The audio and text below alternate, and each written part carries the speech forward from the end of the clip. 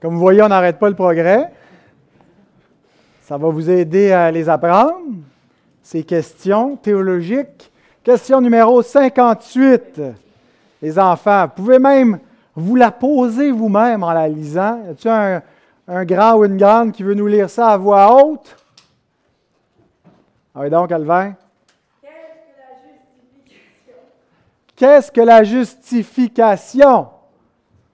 Qu'est-ce que la justification? Quelqu'un le sait? Non? Non, toi, tu as déjà lu la question, tu ne peux pas avoir la réponse aussi. Non, il fallait que tu attendes, tu avais juste... Ah, come on, là, la justification, l'Église tient ou tombe sur cet article de foi. Hein, c'est ce qui fait qu'on n'est pas des cathos, on est des protestants. C'est quoi la justification, les enfants?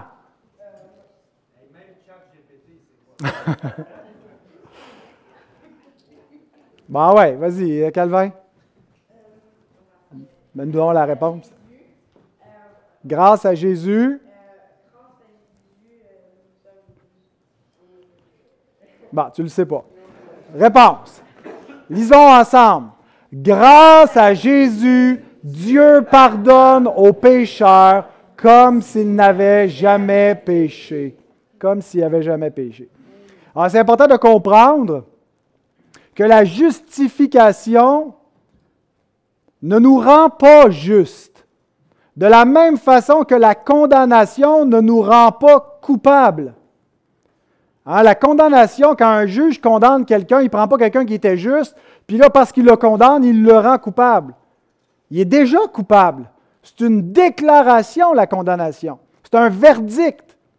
Bon, ben, la justification, c'est la même chose, mais c'est positif. C'est un verdict. C'est une déclaration légale de Dieu. Quand quelqu'un, un pécheur, est justifié, il ne devient pas parfaitement juste, il va encore faire des péchés. Mais devant le tribunal de Dieu, il est déclaré juste. Donc, son être n'a pas encore été transformé. Il fait encore des péchés. Mais il est juste. Il est à la fois juste et pécheur. C'est quoi la formule en latin? Allez-y, dites-les. Simul justus et peccator. À la fois juste et pécheur. À la fois juste et pécheur. Donc, c'est une déclaration de la part de Dieu. Sur quelle base Dieu peut-il faire cette déclaration sans mentir? Parce que Dieu ne peut pas mentir. Un juge humain peut dire des choses qui sont fausses, il peut outrager la justice, mais pas Dieu. Alors, comment est-ce que Dieu peut justifier l'impie et demeurer juste? Comment est-ce qu'il peut nous regarder et rendre le verdict « Tu es juste et toutes les exigences de ma loi sont satisfaites en toi » et que ça ne soit pas faux, que ça ne soit pas contraire à la vérité, que ça ne soit pas contraire à la justice? Comment est-ce que Dieu peut justifier le pécheur? Sur quelle base? Grâce à Jésus.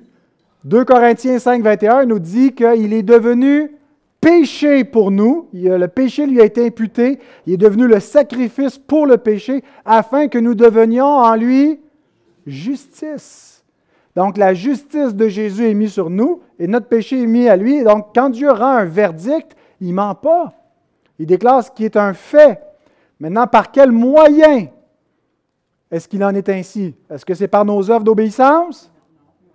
Non. Est-ce que c'est par les sacrements quand on reçoit le baptême et la Sainte Seine? C'est quoi l'unique moyen pour être déclaré juste devant Dieu? La foi.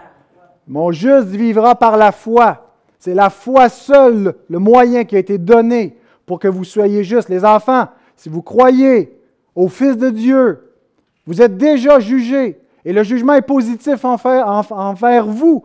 Vous êtes déclarés justes.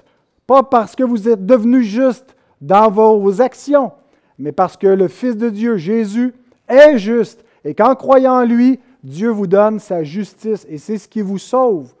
Seulement cela. Comme si vous n'aviez jamais péché. C'est une bonne nouvelle, hein? C'est important de comprendre cela. C'est le fondement de l'Évangile.